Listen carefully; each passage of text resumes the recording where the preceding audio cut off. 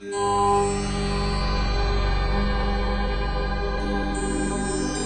is SJEN TV.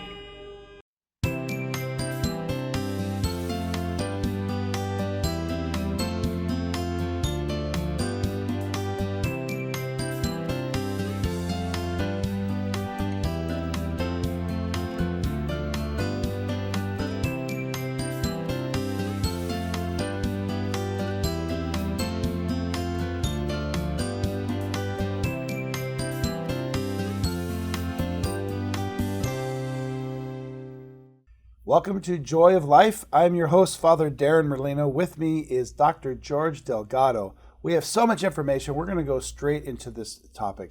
And this topic is fascinating. I'm just learning about it now. It's called the abortion pill reversal. So, Doc, go ahead and just tell us how this works. Sure. So the abortion pill is mifepristone, also known as RU46, which in the United States is taken by women as a medical abortion as opposed to a surgical abortion. And in the United States these days, 35 to 45% of all the abortions are mifepristone or RU46 abortions. It was first introduced in our country in the year 2000, and the popularity has gained steadily since then. In fact, in some European countries like Scotland, 75% of all abortions are mifepristone abortions. So it's really staggering. This was seen as the, quote, holy grail by the abortionists, because this is a way for a woman to have a personal abortion, to take it away from the purview of the doctors and the clinics, and to have the abortion in the privacy of her own home. But you see what's happened really is that she is now forlorn. She has nobody, not even the cold hands of the abortion nurse there with her. She aborts her baby in the privacy of her own home, in her own toilet, unfortunately. So it is a very, very sad commentary on the abortion industry. And the first drug, the mifepristone, is followed by a second drug called misoprostol. The mifepristone, what it does, it causes separation of the placenta from the wall of the uterus. That leads to the death of the embryo or the fetus. The preborn baby dies because of that. And then the misoprostol causes the uterus to contract to expel the remains. Fortunately, for women who change their mind, and some of them do after taking that first pill, that mifepristone, we have a way to stop the effects of the mifepristone, something we call abortion pill reversal. So we can stop the effects of it and have the potential of saving that preborn baby and giving the woman a second chance at choice.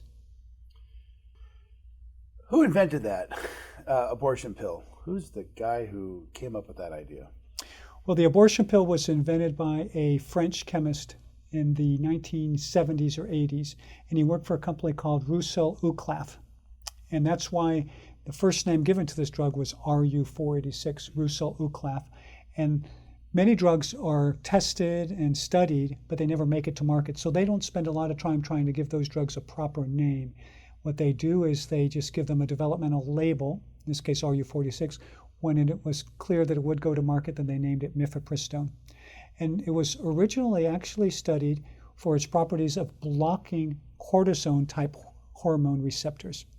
And we know that all hormones work in a very similar fashion. The hormone is a molecule. It lands on a receptor, and then it creates what's called the hormone effect. An easy way to conceptualize this for us is to think about a key. You put a key in a lock, the key turns the lock, and the door opens. So the key is the hormone, the lock is the receptor, and the door opening is called the hormone effect. Well, you've probably had the experience, Father, of putting a key into a lock where the key fit, but it didn't turn the lock. So we call that a false key, right? And so that false key is exactly what the mifepristone does. It goes into the lock, but it doesn't turn the lock, so the door never opens. So you can see that these blockers can block the effects of the hormone. And that's exactly how the mifepristone works. So originally, like I said, it was studied to block cortisone effects because there are some diseases of cortisone excess. And in fact, this mifepristone drug is approved under a different brand name called Korlym with a different size pill for something called Cushing disease, which is an excess of cortisone. But soon after, the chemist who was working with it figured out that he knew that the cortisone hormone and receptor was very similar to progesterone and estrogen receptors. So at first he thought, well, maybe we can use it as a contraceptive by blocking progesterone receptors. So he started studying it that way, and it wasn't long after that he realized, this will also cause abortions. And so given early in the pregnancy, right now it's approved up to 10 weeks of pregnancy, that it could be used to cause a medical abortion. And when he caught on to that, the company was really excited. They saw the marketing potential for this because abortion was so common throughout the world, but this was a way to make the abortion less dependent on a doctor who knew the surgical procedure of abortion. So from there, it really gained steam, and in Europe, it was approved first in France, then other European countries, finally in the US in the year 2000. This just seems so diabolical. What are the medical side effects of taking the pill, like cancers? I mean, the abortion pill. What are those side effects? Yeah. So we know that, of course, the worst side effect is that it kills the unborn baby. It also can cause infections. There have been a handful of infections causing death in the United States, probably about 7 different women with that. There's a risk of hemorrhage, of excessive bleeding. And in fact, some of the newer data are suggesting that the risks of the medical abortion of this pill are worse than surgical abortion. And there's also the risk of incomplete emptying of the uterus, then requiring a D&C, which is like a surgical abortion. We know that there are also risks of bloating and headache and things like that. Any cancers involved with this? We don't know yet. This hasn't been around long enough to study that and to detect that, so we don't know that. So what are other things about this reversal that who invented this reversal pill? So the first person who did it was my associate, Dr. Matthew Harrison, who back in the year 2006, 2007, came upon this.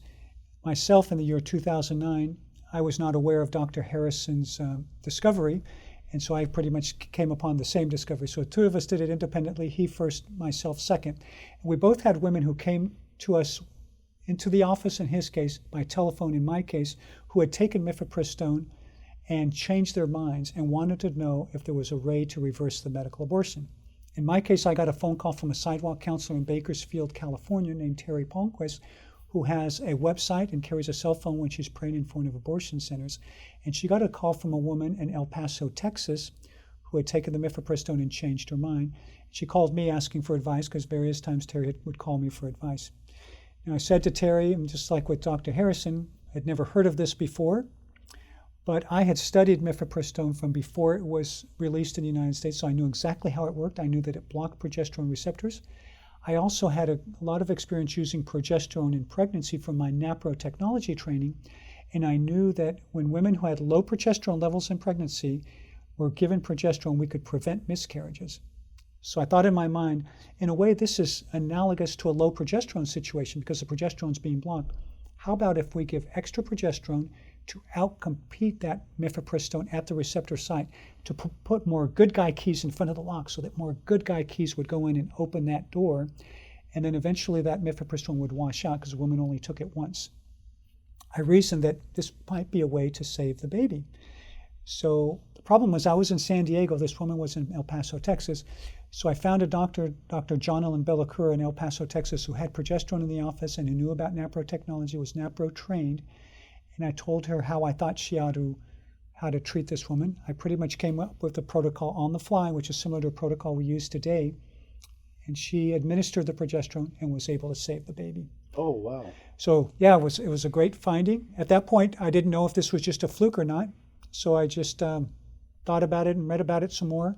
People started calling me when they learned about this case, and I started giving advice, and pretty soon we had a few other cases. By that time, we had a handful of cases. I decided to write an article for the medical literature reporting these cases. I did that with a co-author, Dr. Mary Davenport, who's been active in our program for some time. That was published. Then I realized that a couple of things were happening. More and more people were expressing interest, but women were finding about this too late. So we needed a way for women to find out about this very early on when they changed their minds. But we also needed a way to have a network of doctors because it was taking us too long to find doctors to treat these women. So it was at that point that I founded Abortion Pill Reversal, the network, and that included a hotline and a website with a lot of information women could read about mifepristone reversal. Then they could call the hotline if they were interested in it. A nurse on the hotline then could explain it more. And if the woman was ready, she could connect her to a doctor. We started recruiting doctors for our network, and now we have more than 500 doctors in our network. Our goal is to have a doctor close to a woman within an hour who chooses to reversal. What's the website and the phone number? So the website is abortionpillreversal.com. The hotline number is on the website. I don't give it out because it's only for women who actually want to reverse. But there's also more ways to get information on the website, and the routine telephone number is on there. Now, in the last year, what's happened is that our network has grown so much that we saw the need to have a national partner in this. So within the last year, we've handed over the Abortion Pill Reversal Network to Heartbeat International, which is one of the biggest pro-life organizations in the country, who already has a hotline system and an infrastructure. So they've assumed it, and they've renamed it Abortion Pill Rescue. Still have the same website, and they're perfecting all of that. Now, the research to further perfect the protocols and to study new ways to help these women has remained with me, and in order to have a platform for that, I founded the Steno Institute, which is a nonprofit corporation to further support, conduct, and fund research on abortion pill reversal and other pro-life matters. How many babies do you know have been saved now because of this? We know that more than 500 babies have been born after abortion pill reversal, and probably another 100 to 200 women are pregnant right now after having successfully reversed it. What are the women saying to you? What are their testimonies telling you? The women are extremely grateful. They send us messages with multiple exclamation points. I counted 23 exclamation points in one text message on how excited that she was. They're extremely grateful that they get a second chance at choice, that they have a chance to set things right. They are very happy with how things turn out. The babies are all healthy. There is no increased risk of birth defects. There's no increased risk of preterm labor. In fact, our preterm labor rate is lower than with normal pregnancies and where they haven't been exposed to this. And we know that it's very effective. So we know that mifepristone reversal is safe and effective. The effectiveness rate with our best protocols is 64 to 68% reversal rate. So women are very happy about that. But even the women who've had unsuccessful reversals, they've come back to us and they've told us that, even though my baby didn't survive, I'm very grateful for the chance to have tried to save that baby's life, because there's been a kind of a spiritual renewal in them, a conversion of heart. And that's very important, because we really feel that by giving them a second chance at choice, we do two things. One, we save the physical life of the baby, but number two, we save the spiritual life of the mother and the rest of the family who were supporting the medical abortion. Have you had to deal with any women that were forced to take this pill to have the abortion, and then and took this pill secretly to reverse it, so their boyfriend or husband didn't know about it? Have you heard those stories yet? We have heard stories of that, unfortunately, of quite a bit of coercion going on by the pregnant woman's parents. Have often put a lot of pressure on them, threatening that they would kick the woman out of the house if she did not take the abortion pill, to boyfriends and husbands who have threatened them or strong-armed them into going into the abortion center. And so this has been a great tragedy. And so oftentimes these women are taking the reversal treatment in secret until they find a time and a way where they can reveal what they're doing. So we really need to pray for these women to have a lot of courage. It takes quite a bit of courage to go against that kind of coercion. Do you have a specific story that you want to tell us about a woman who did that, who had to do it secretly? Yes, so there was a woman whose father was pressuring her to have the abortion, and she was an adult. She called us and we explained everything to her, and she decided to do it. And she took the treatment secretly until finally, when she knew that the baby had survived, then she finally told the father, her father, and the father had a conversion of heart. And then he became extremely supportive and kept in touch with us, and became a very, really wonderful grandfather. So how are we going to spread this out? What's the game plan of getting this abortion pill reversal globally? So we have a multifaceted way to do this. One is by especially letting Heartbeat International promote this in the pro-life venues and circles, but also television interviews like this, radio interviews, print interviews, so that more people know about it. So we want women who might be vulnerable to taking the abortion pill, so they know about it in case they change their mind. We want all their friends to know about it, because often these women will go to their friends, gosh, I've done something, I don't know if I should have done it. The friend can say, well, gosh, there's a way to reverse it. We want clergy like yourself who give advice to people. One of our very first patient in San Diego came to us because there was a priest who already knew about abortion pill reversal way back then, in 2010 and told her about it. And so she came to us. This was a priest who was really on the cutting edge of what was happening in medical circles. So we want more and more people who give advice to be able to tell them. On the medical side, we're conducting more research. So we've already published 3 papers in the peer-reviewed literature. The next step is to design what's called a randomized controlled trial, which will compare different progesterone protocols, different treatments, head-to-head in a randomized fashion. So when one goes into the study, she won't be able to pick which treatment. It's picked for her by the computer, and then we follow that treatment, and that's a very scientifically rigorous way to prove which treatment is better than the other and to look at different side effects. So that will make it more acceptable in the medical establishment now that they see more articles being published. So that's very important, so that the medical personnel will advise it and will accept it. And then, of course, that medical knowledge makes its way to the lay literature and the lay press so that more people will see that abortion pill reversal is indeed safe and effective, and there'll be greater acceptance. Our goal is that in the future, we won't even have to have this physician's network, that a woman who changes her mind can just go to the emergency room and get treated there, and then can refer to her own community physician who will know how to administer the abortion pill reversal protocol. So you only have up to 10 weeks then. After 10 weeks, it's probably not likely the pill reversal won't work. Well, the 10 weeks is the limit placed on the abortion pill itself, on mifepristone. Gotcha. So it's approved by the Food and Drug Administration for abortions up to 10 weeks of pregnancy. Now, we have had women who have taken it past that when doctors are pushing the envelope. For us, for reversal, no, we have no limit. And in fact, the reversal is more successful the farther out the pregnancy is. Now, the limit we have had so far is that 72 hours after taking the mifepristone, the abortion pill, when we start the abortion pill reversal process. So within 72 hours, we have had a good effect. Past 72 hours, we don't know how successful the reversal treatment would be. So we have about a couple minutes left. What other information would you want people to know about this before we end our program? Well, I'd like them to know that we're working on the new science through the Steno Institute, so please support the Steno Institute so that we can further the research. Please support Heartbeat International so that we can expand our network. And please tell your doctors and nurse practitioners and physician's assistants about abortion pill reversal so they're aware of it, so that they can be reading about it and be ready to treat women who change their minds and want a second chance at choice. And if you're involved with pregnancy resource centers, I tell the pregnancy resource centers that these women will be coming to you, so you better be ready. And we have a way for pregnancy resource centers to join the network as hubs so that they can help get women connected with physicians who can treat. And if they are pregnancy medical clinics with licenses, they themselves can actually treat these women. So there are a lot of different ways that we can help these women.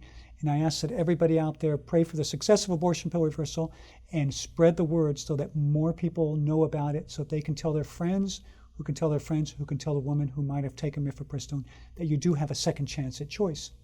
That's amazing. So I think that if you're gonna go after clergy, or especially Catholic priests, there has to be an effort that has to go through the bishops. So my strong recommendation for you and your organization is to make sure that you approach the bishops, pro-life, the UCCB, the pro-life department, and really make that available for us, because I did not know about that until we had this interview today. So I've heard about the abortion pill, but I had no idea about the reversal until you and I just met a few minutes ago. So I really want to encourage you to get, not all priests are savvy and smart like that one they told you in 2010, but we definitely need your help in doing that. So I strongly recommend you do that. But anyways, is there anything else that you want to tell us before we end this program that we're missing? Any information? No, just that, again, that there is a second chance at choice for women who choose medical abortion, and we're here to help them. Great. I'm Father Darrin Merlino. I want to thank you, Doctor, again for coming on the program. It's great being here. For the Joy of Life, if you have any more information, please look at the websites that are on the screen and contact those websites so you can have more information about how to save more babies. Take care and God bless you.